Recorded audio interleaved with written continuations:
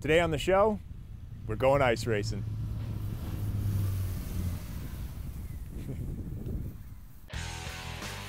I'm Matt. And I'm Steve. We're car guys all the way. We like V8s, Turbo 4s, Imports, domestics, all makes, all models. If it's got a motor, we're in. and we're going to try and make it go faster. We've been at this a long time, but we're still finding stuff that we just don't know. So come with us as we build some cars. We're gonna go talk to the pros, And we're going to talk to enthusiasts like you. and together we'll tackle all sorts of projects throughout New England. We'll show you how they do it How we do it and how you can do it in your own garage. on a budget that hopefully we can all afford. This is GarageX. Real cars, Real people. real budgets. We're up here in Wells in upstate New York. We're going to be racing with the A.M.E.C. today out here on Lake Algonquin. We got the GarageX Lancer race car, and Chris, you brought along your personal vehicle, huh? Yeah, yes, I did. It's a 2004 Volvo S60 2.5T all-wheel drive. So you're going to be in the street legal four-wheel drive class. That is correct. Cool. Yes. And I'm going to be in street legal two-wheel drive class. It means we don't have to bash all the windshields out of these things or anything. We can just put snow tires on them and run them. I just have a little 2-liter, but you know what? It's going to be a lot of fun. Just go out and have a good time, I guess. And try not to hit anything. So I heard. Yeah. Let's see what we can do. Let's not hit anything. All right. First, let's talk to somebody who knows what this ice racing stuff's about.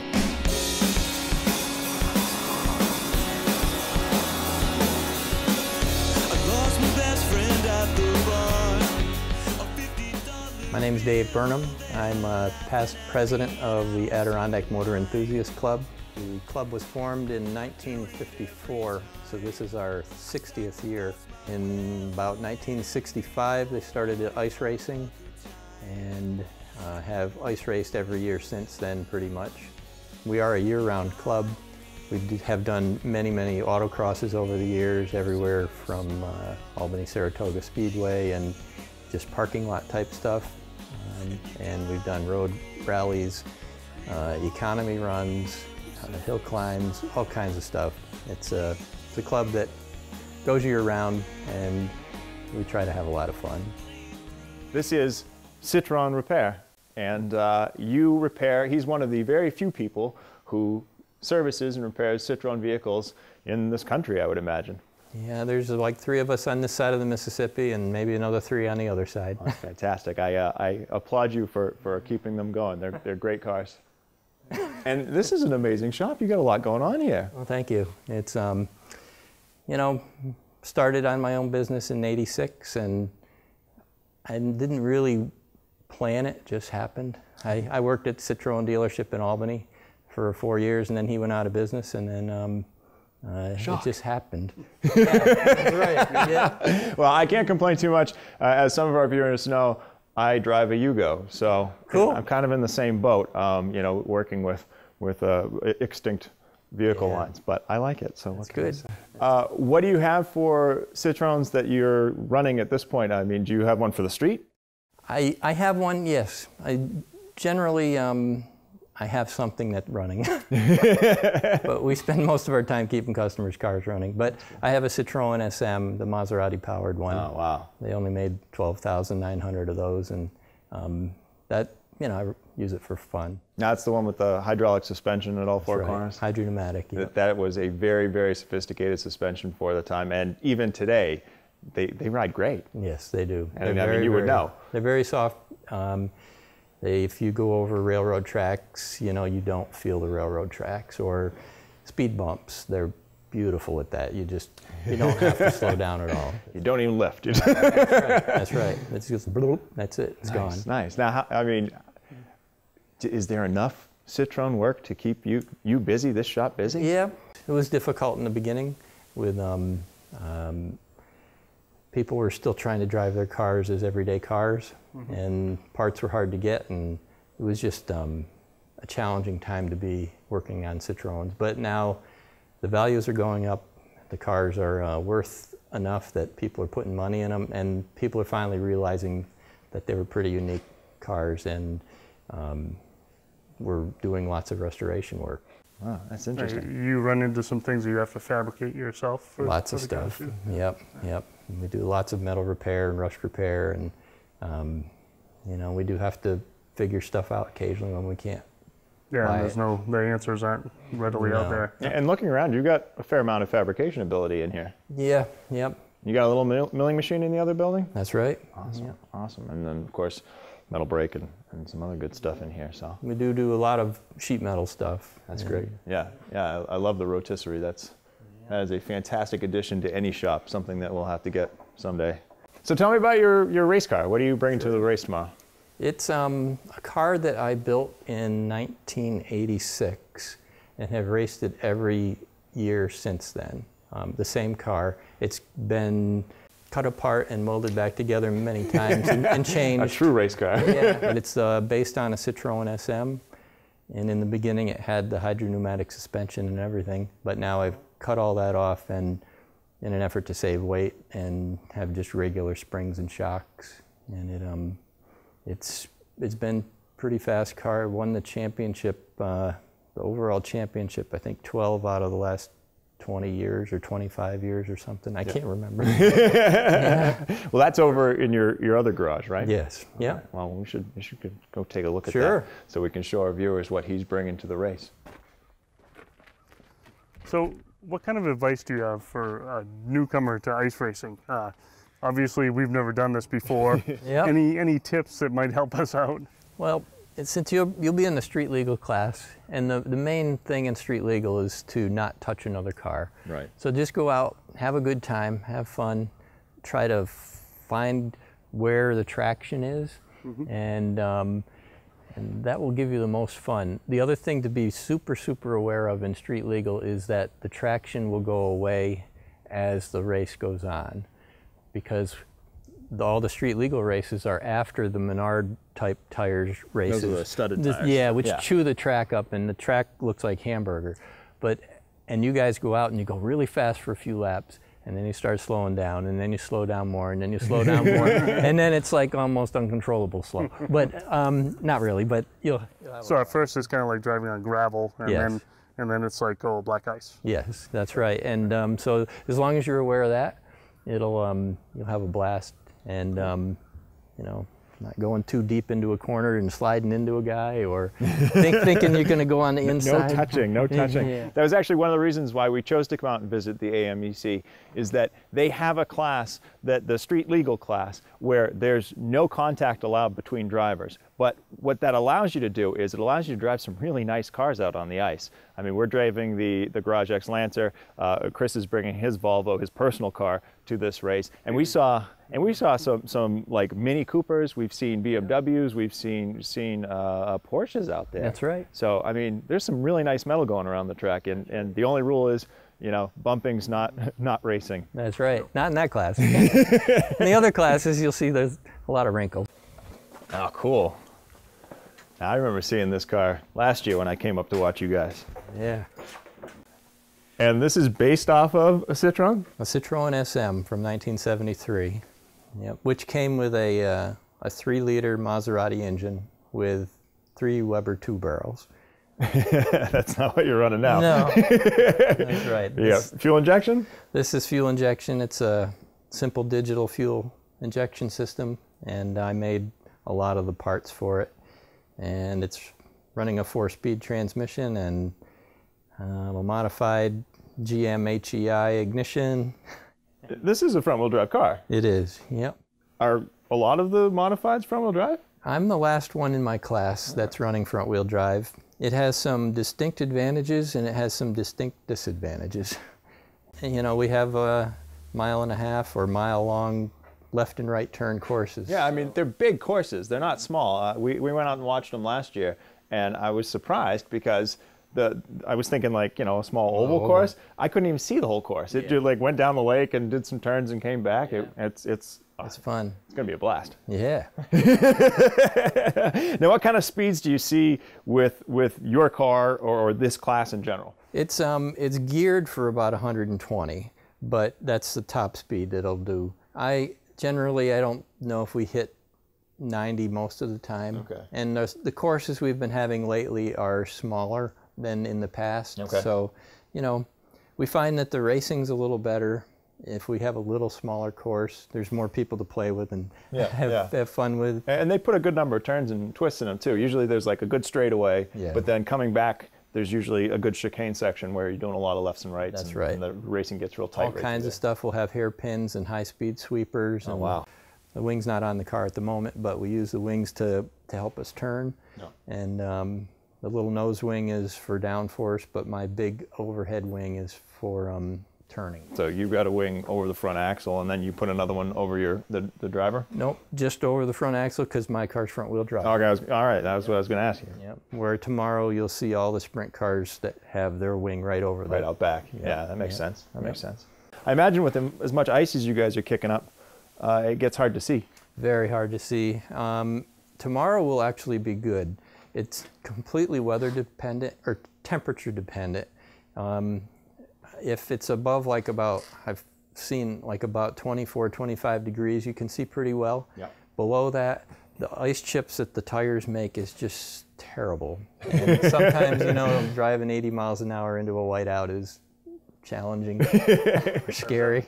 Is that the reason for the headlight up on the bar there for safety? Sort of. Or? The headlight, we race multiple classes of cars together, and some of the slower classes, I mean slower than my car, will be lapping multiple times in one race.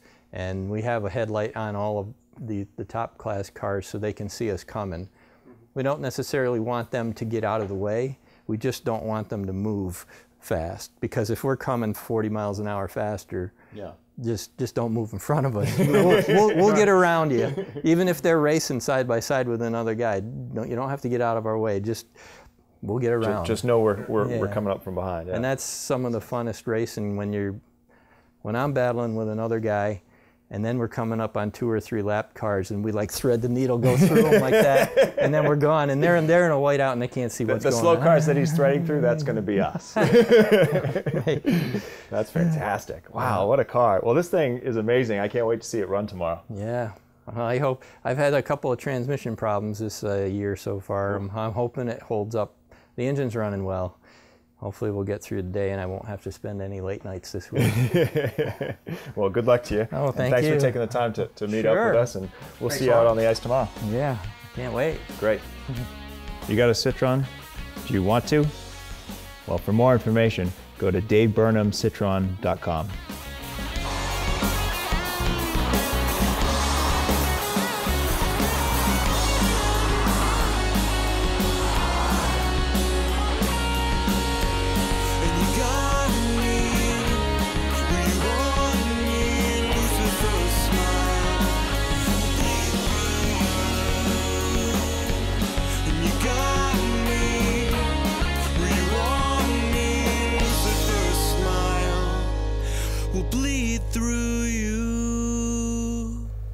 Well, we're just getting set up on the ice here. I don't have a fancy race trailer like a lot of these guys. So I've put a blanket down on the ice, and I'm gonna put my tools on it. I got a basic set of hand tools. We really shouldn't need too much, but you know, if something goes wrong, I've got some sockets and wrenches and pliers, you know, whatever we might need in order to get us out of a jam.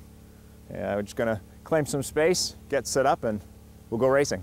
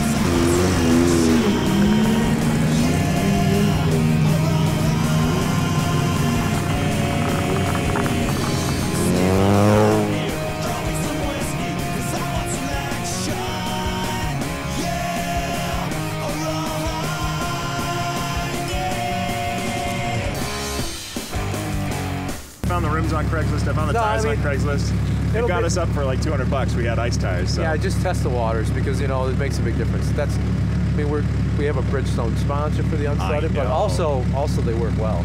You know, the Nokias work pretty good too. I heard there's a rumor that there are yet unreleased Nokian 8s running. Yes, there is. At the exhibition class? Yes, the 17. Yeah, 17. He's got a couple on that. The evil egg. The car next to him, the 54, he's got 4 8s on that. Very nice. And there's a guy coming today with a Fit EV. Right, yes, we heard about this. Mike, and he's an electric vehicle, probably the first electric ice racer ever, and we're gonna premiere it here on GarageX. Hi, I'm Mike Cam. I am a member of the Adirondack Motor Enthusiast Club. I've been ice racing for 21 years now. Always in traditional gasoline-powered cars, but just this past June I bought a Honda Fit EV, and it is the first electric car that will be participating today in the street legal class, and I'm really looking forward to it. I'm not looking to win the race, but I think it could be quite interesting, and I think it's a big step forward, and it's a big change for the club, and it's kind of an interesting event because the club is 60 years old this year.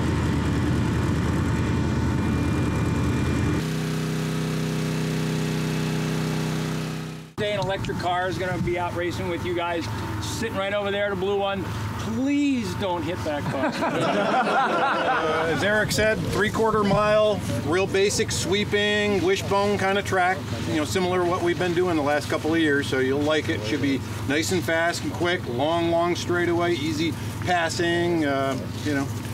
Keep your line because, you know, some guys might move over. I'll just tell you, we go so fast, you're going to screw us up because we know where you take your turn.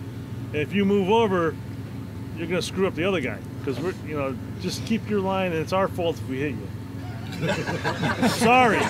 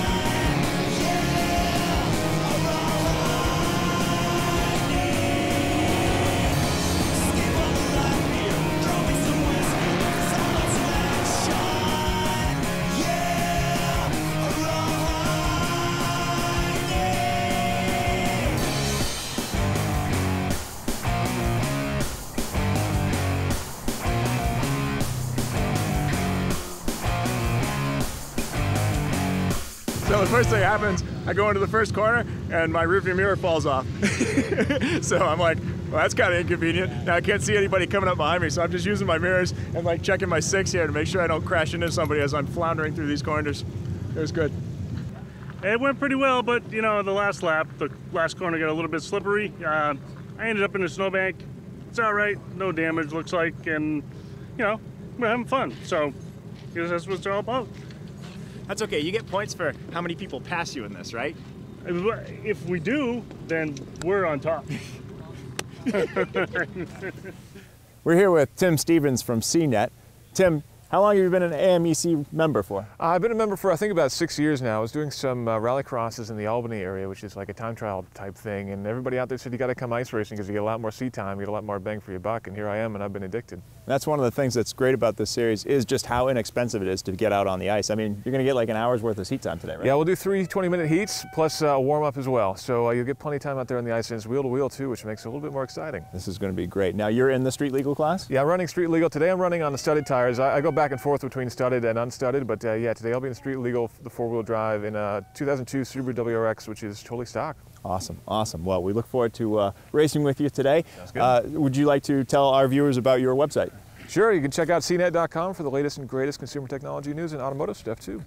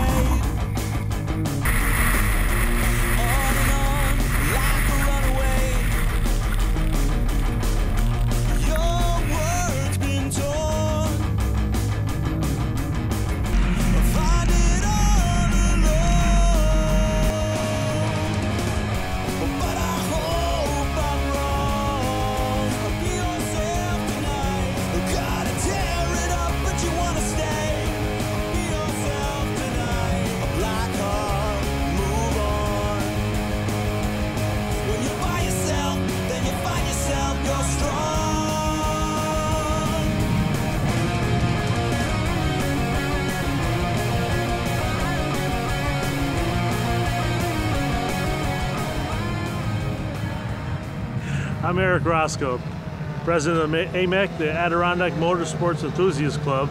I've been racing for 15 years or better.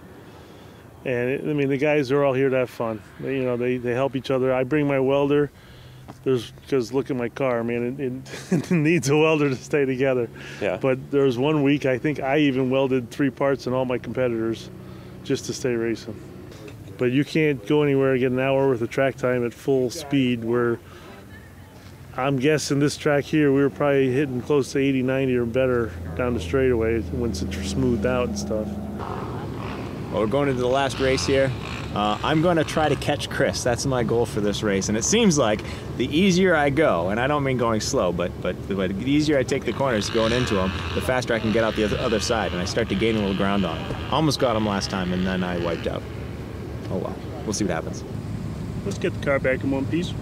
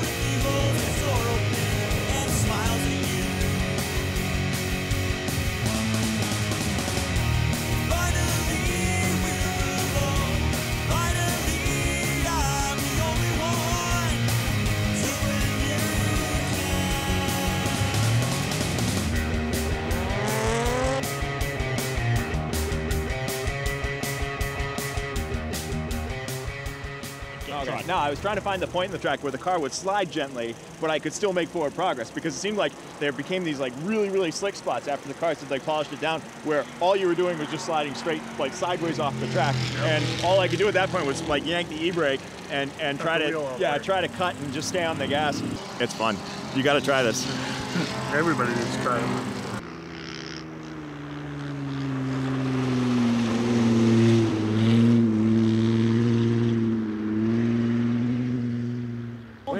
ice racing. Okay, all right, I get it now. I don't care what class this is, I have to have one. That is amazing. Huh. When you go into the corner, you want to lift just a little bit. Yeah, just to get the back then end just around. hammer it. I was not used to that kind of traction, and I was looking for the limits. I was looking for where it was going to give up and just send me off into the weeds, and it didn't. If you can time it right, you can hammer right through the corners. So I know what it could feel like. I'm not there yet, but Chris, you have to try this. You have to try this. It is, yeah, you have to try this. Hop in. Oh, will I fit another sucker. Hooked.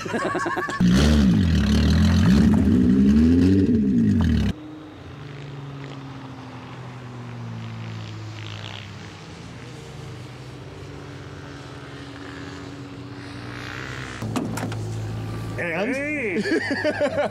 When you let off the gas, it turns, and when you get on the gas, it goes. It's like a real car. It's awesome. It's supposed to.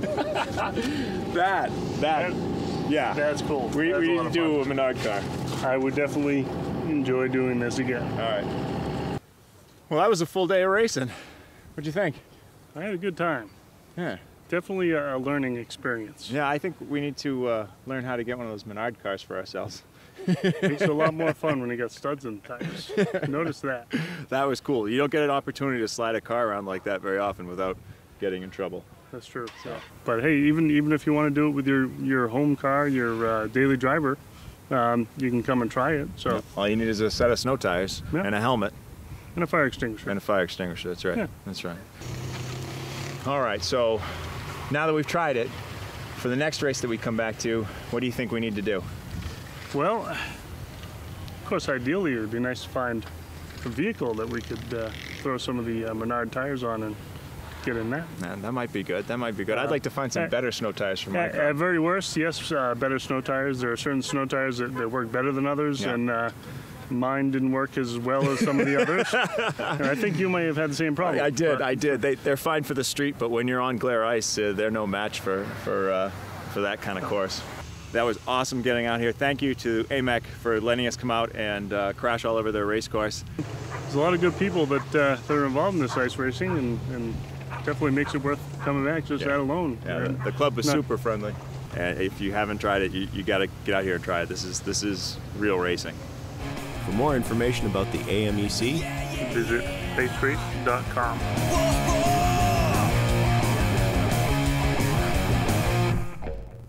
Well, we're back again for the second race. We're here on Lake George, but we got a problem. Yeah, slush, huh? We had a lot of rain last night, and there's been some warm weather, and there's like 6 inches of slush on top of the lake, so we can't race on that. I tried to call Steve, he was on his way, but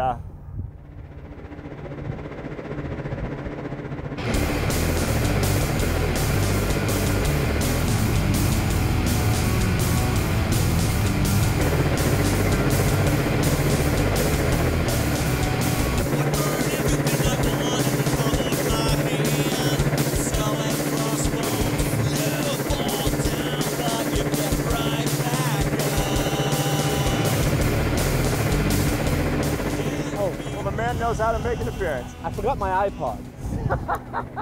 Did you know that in a helicopter, they pipe music into your headphones? That's awesome. Would you like to know what I was listening to in the headphones? What were you listening to? And I told you to cherish the love, cause your love has to be cherished at all times. And that was Pilot's Choice? That was like, it was like being on a bad roller coaster. Except it was an awesome roller coaster. All right. I was on a helicopter. Helicopters are cool. So, I got some bad news, Steve. What's the bad news? Well, there's no racing today. Doesn't matter. Rode in a helicopter. All right, fair enough. I thought he was going to be a little more upset than that. Well, I didn't bring my car. Oh yeah. So. There you go. Well, I guess since we're not racing, we ought to find something else to go do. I suppose. You know, it's a good thing I didn't bring my car. Otherwise, that would have been a horrible waste of gas. Would have been a shame to waste it. I got some ideas. All right. Come with me. Okay. Don't be shy. Don't be shy. Go ahead.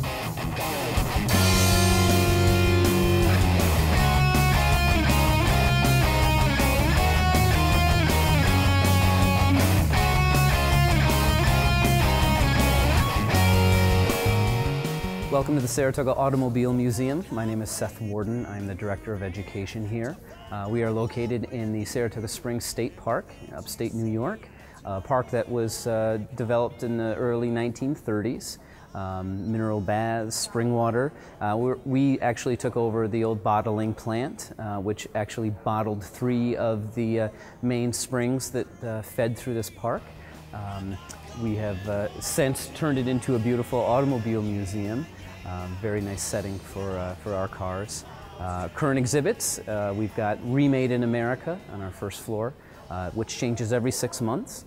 Upstairs we've got Racing in New York and East of Detroit, cars that were raced in New York State as well as manufactured in New York State. Again, glad to have you here, and let's take a walk through. I love your smile. Stay here with me. Like World War III, I will blow it up, a catastrophe. I'm not going home tonight. Yeah, yeah, yeah. We're not going home. Hi, I'm Xander Cesari. I'm the Engine and Drivetrain Design Lead of the RPI Formula SAE team, also called Rensselaer Motorsport. And we design and build a small open-wheel Formula-style race car every single year. And we do all the design work and the engineering work. We bring in our coursework down at RPI and what we're learning about engineering. And then we take to the shop and we fabricate everything. And we weld and we machine and we build one of these cars. And they do about 0 to 60 in 2.9 seconds and top speed of around 65 miles an hour. And they're some of the grippiest, quickest cars that we get the chance to drive. So it's a pretty exciting experience for us. And then at the end of the year, we campaign it against about 140 other teams in Michigan. And it's a terrific experience for us. We get to play with some cool car stuff that we wouldn't get to play with otherwise. We also learn a whole lot more about engineering from really actually doing it in the real world. And the best part is it's a great route into the automotive industry. And alumni from our team wind up all over the place. They wind up at the big OEMs, American car companies, European car companies. They're all over the place in racing, from NASCAR to Formula One.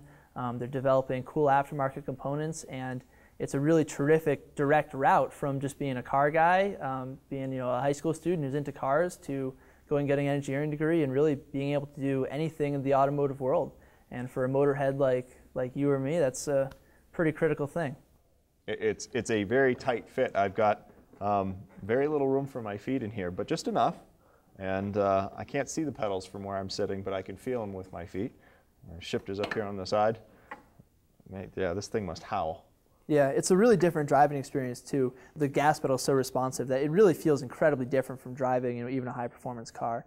And there's definitely a learning curve. That's great. I'm really hunkered down in it. I'm actually surprised at how high the belt line is on this car. It felt funny getting in at first because I'm looking for the nose, but yeah, again, you probably don't need to. On our newer cars, you probably can't see within 30 feet in front of you because you're sitting so low. Wow. And the reason for that is the driver's the heaviest part of this car by far. So the lower we can keep the driver, the lower our center of gravity is going to be. So seating position is actually really, really critical. Sure. Beyond comfort, of course, entirely beyond comfort. We don't really care about that. But Makes a lot of sense. Yeah, pretty much you have your driver and your engine. And we're all about weight saving. That's one of, especially our team's big focuses. We're usually one of the lightest 4-cylinder cars at competition, and that comes down to, shaving an ounce out of everything. The current car, I think, weighed in at 420 or so. 421, pounds. Yeah.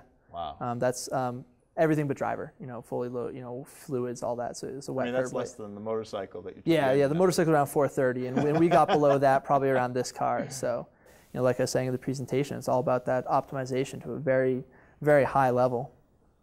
So is this a good way to get into the automotive industry? Absolutely, and that's really what we're all here for. Some people join just because they want to fabricate stuff, they want to hang out around the shop, something they're familiar with. Some people join specifically for the engineering.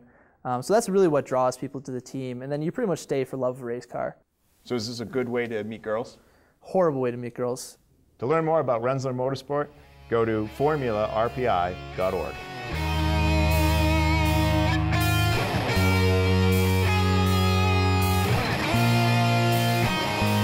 All right, so why don't we go through just really quickly, really quickly, because there's a lot of cars here, just some of the cars that are here in the showroom, and you can tell me what you know about them. Sure. This 1972 BMW 2002 has been more or less recreated into an M-Power, a racing division, a racing arm of BMW, if you will, and just a beautiful restoration, considered a phantom car as it truly never existed as an M-Power. It's a spicy orange color and has bolt over fenders, so I love it. Let's keep moving here. This is a 1966 Pontiac GTO. If you were of driving age in 1966, this is the car that you wanted for sure. This is owned by a woman. This was restored by the same woman and her boyfriend, and is raced by her as well. Cool, she is one cool 4-speed chick, as the license plate says. I thought it was 4-speed chic. Oh, chic. No, she is... or perhaps someone from the Middle East with some wealth and influence. Not that kind of chic, but... I like the gauge on the outside there. That's kind of silly, putting a gauge outside the car. How about that, guys at home? All right, let's keep moving. Keep moving on. This is a classic restoration. This beautiful Thunderbird, and if you're familiar with these cars, the only thing missing is the port window, so this makes this very unique in its restoration, actually, to have the solid hard top, removable by the way, and this sat in a garage for several decades until the owner's children finally went to college, and he started working on it and did a beautiful job with this. Golden glow yellow, or as I like to call it, canary yellow. It is absolutely beautiful. Absolutely. Right. Let's see what we got over here. Moving on to another phantom car, meaning this never existed, and this is a 55 Chevy limo. So the owner chopped it in half, added 48 inches, extended the body here, and now chauffeurs kids to proms and weddings. And very cool, very cool. Looks like you could crash into a tank and the tank would be hurting. It definitely would be hurting. All right, now this one here, this one is kind of special to me because when I walked up to it, I kind of felt like I knew this car, and I couldn't exactly figure out why. It turns out when I was a kid, I actually had a Matchbox version of this car. And I haven't seen that Matchbox model. It's lost in probably one of my old houses somewhere in a long time. But as soon as I walked up, I recognized it as the car. Most of these were destroyed. The originals were destroyed by racing, and the specs for this actual car, only 7 were made from the original Maserati specs. And this is definitely not a kit car. This is from the original designs and the body, but it is probably my favorite car in the exhibit. A coach-built MG. Coach got the term from stagecoach, so if you took off the skin of this car, you'll see nothing but wood frame. Wow. We've actually got one of the door frames on our workbench, as you saw walking in. That's what I saw on the way in. All handmade. This car is a local car here outside Latham, New York, a 1953 MG, and truly remade in America. The thing you need to know about this car is it has octagonal gauges, which you just never see on anything that isn't an MG, and I absolutely love it. I'm something of a it matches the octagonophile, I guess. Yeah. Let's see what else we got. Oh, here's another interesting one. Yes, 1957 Nash. I have my great aunt, and I'm not making this up, I swear, owned 2 of these cars. Really? Yes, back when they were new, and she got like I think over 150,000 miles out of both of them. Just bought one after another. Drove them every day to work in the grocery store. This car was literally in boxes, and the owner in his backyard, over years, 3.5 years actually, did it all himself, and just a great story of if you put the time in, it's a labor of love, you know, and very proud of his accomplishment for sure. I think you can see a lot of modern, smaller cars like the Honda Civic, maybe the Toyota Corolla in this car here. They say it's ahead of its time, and I'm inclined to agree. Yeah, I agree too. Gas mileage. All right, moving on. Now this appears to be a person. I'm not familiar with this car.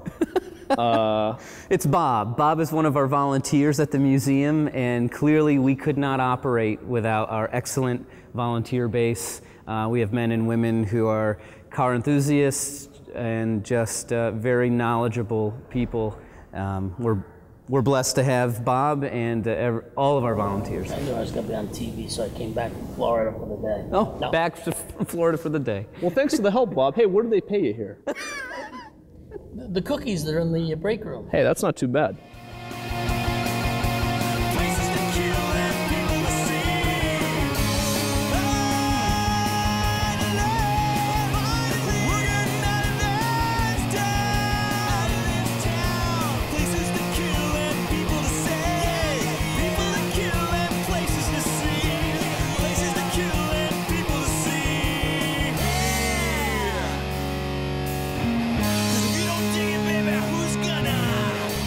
So if you're in the Saratoga area, come check out the Saratoga Auto Museum. This place is awesome. Full speed ahead. Engage marine transmission.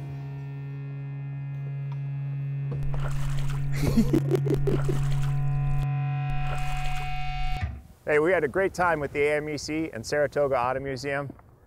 But man, we got to get home. I don't feel like driving. I don't feel like it either. Ugh. I think I may have just what you're looking for.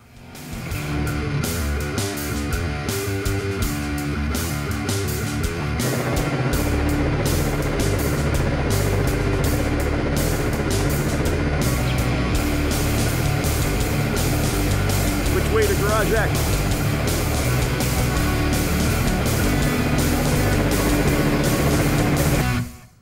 Hey GarageX viewers, need some more GarageX? Comments, complaints, questions? Check us out on the internet.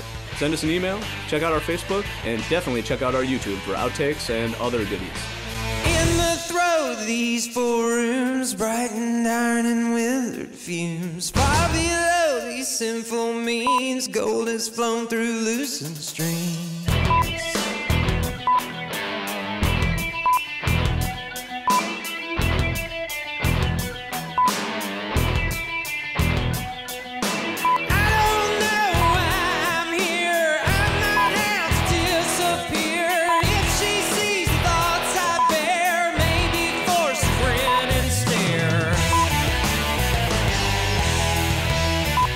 All right, Dave, I have to ask, are you or have you ever been a pilot?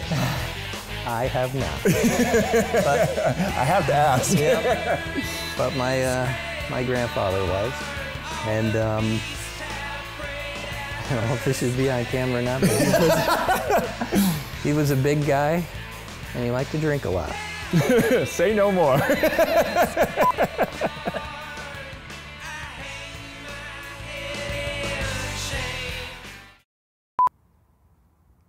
You know, there's nothing I like better than making a snowman after a hard day's racing. I think it looks more like a snowman. I like it. Yeah, it's pretty cool. All right, let's get out of here.